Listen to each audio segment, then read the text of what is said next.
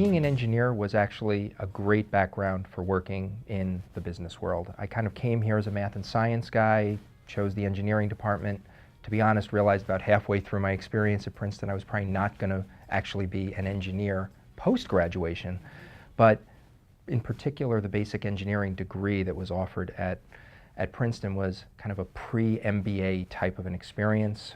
Got a lot of economic experience, corporate finance, banking, and the engineering discipline itself, learning how to solve problems, I think has just paid dividends forever. My first job after college was a management consulting firm where I did a lot of analytical work for different industries, then went to Wall Street and worked in the real estate industry, which I've basically now been doing for 25 years. And it's a fairly technical type industry. There's a lot of analysis that goes into it, and I think that part of my Princeton background in the engineering worked pretty well.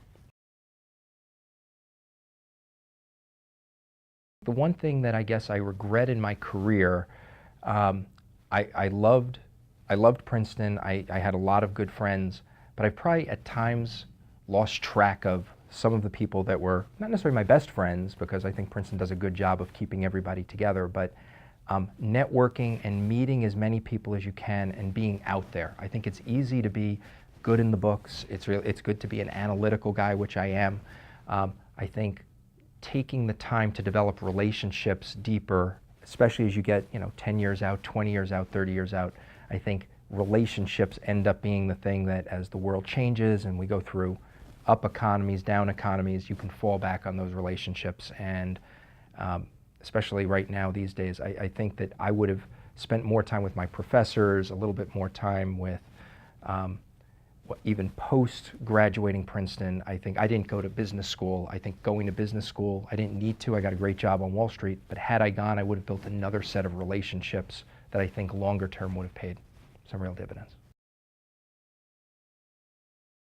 I have a daughter here right now who's a senior, and I've gotten to know a lot of her friends here at Princeton, and it brings back great memories.